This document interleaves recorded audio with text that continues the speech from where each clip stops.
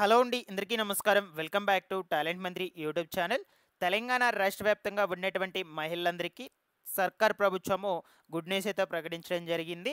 రాబోయేటువంటి బతుకమ్మ పండుగ కానుకగా రాష్ట్రంలో ఈ యొక్క ఇందిరా మహిళా శక్తి అనే పథకం కింద ఉచిత చీరల పంపిణీ అయితే చేయబోతున్నారనమాట.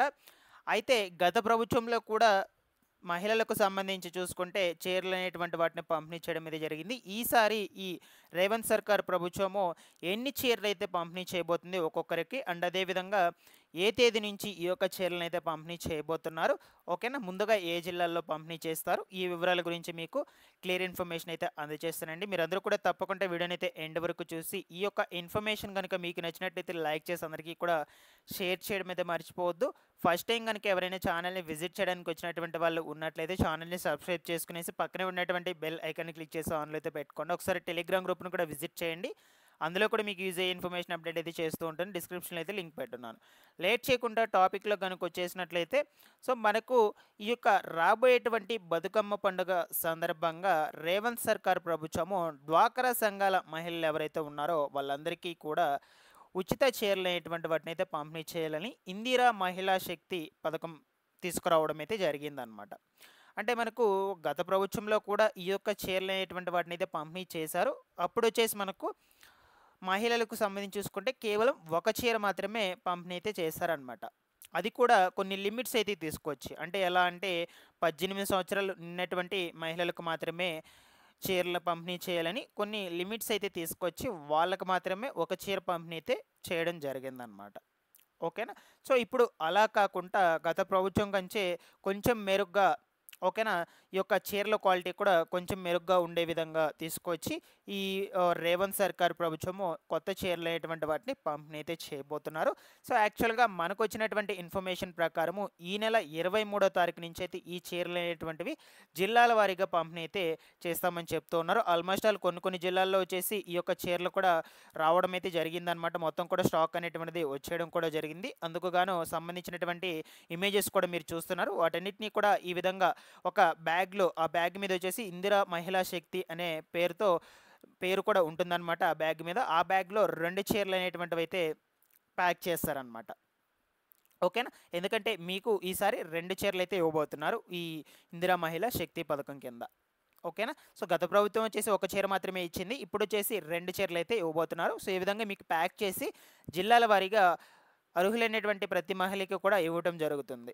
సో అర్హులైనటువంటి ప్రతి మహిళ అంటే ఈసారి వచ్చేసి వీళ్ళు ఎటువంటి లిమిట్స్ అయితే పెట్టారు అంటే, ఎటువంటి అర్హతలు పెట్టారంటే, డ్వాక్రా సంఘాలలో ఉన్నటువంటి ప్రతి మహిళకి అయితే ఈ ఇందిరా మహిళా శక్తి కింద చీరలు అనేటువంటివి అయితే ఇవ్వాలని అర్హతలు అనేటువంటివి తీసుకొచ్చి సో అందరికీ కూడా పంపిణీ అయితే చేయబోతున్నారు. సో కాబట్టి 18 ఇయర్స్ నిండు ఉన్నట్లయితే కాదండి. సో గత ప్రభుత్వంలో 18 ఇయర్స్ నిన్నటువంటి వాళ్ళకి మాత్రమే ఇచ్చేవాళ్ళు అనమాట. ఇప్పుడు అలా కాకుండా డ్వాక్రా సంఘాల్లో ఉన్నటువంటి ప్రతి మహిళకి కూడా ఇస్తామని అయితే ప్రకటించడం జరిగిందనమాట. ఓకేనా.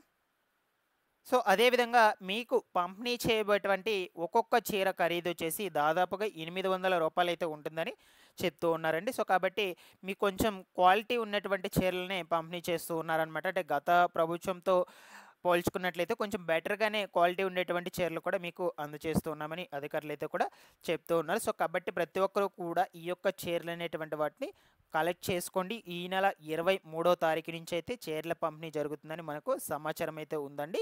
సో కొన్ని జిల్లాల్లో కొంచెం లేట్గా అయితే పంపిణీ చేయొచ్చు, కొన్ని జిల్లాల్లో కొంచెం ముందుగా అయితే పంపిణీ చేయొచ్చు. అంటే స్టాక్ వచ్చిన దాన్ని బట్టి అయితే మీకు పంపిణీ చేయడం అయితే జరుగుతుంది. కొన్ని జిల్లాల్లో స్టాక్ అనేటువంటిది ఆల్రెడీ కూడా వచ్చేసింది కాబట్టి స్టాక్ వచ్చినటువంటి జిల్లాల్లో ముందుగా అయితే పంపిణీ చేస్తారు.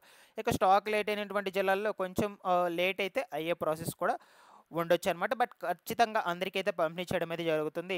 మనకు ఈ యొక్క బతుకమ్మ పండుగ కానుకగా పంపిణీ చేస్తున్నారు కాబట్టి ఎవరికి కూడా మిస్ కాకుండా అందరికైతే పంపిణీ చేస్తారనమాట. ప్రతి ఒక్కరు కూడా ఈ యొక్క చీరలు అనేటువంటి వాటిని కలెక్ట్ చేసుకోండి. సో ఇక ముందు రోజుల్లో దీనికి సంబంధించినటువంటి ఇన్ఫర్మేషన్ మీకు నేను ఎప్పటికప్పుడైతే అప్డేట్ అయితే చేస్తూ ఉంటానండి. ఓకేనా.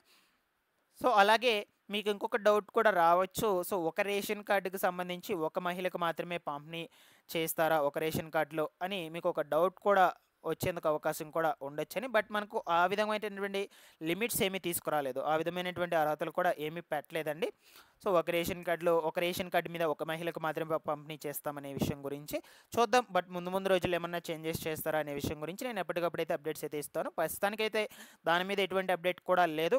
రేషన్ కార్డులో ఉన్నటువంటి ప్రతి మహిళ డ్వాక్రా సంఘంలో ఉన్నట్టయితే ఆ మహిళలందరికీ కూడా ఎంతమంది మహిళలు ఉంటే రేషన్ కార్డులో వాళ్ళందరికీ కూడా ఇవ్వడం జరుగుతుందన్నమాట. ఓకేనా? Thanks for watching this one.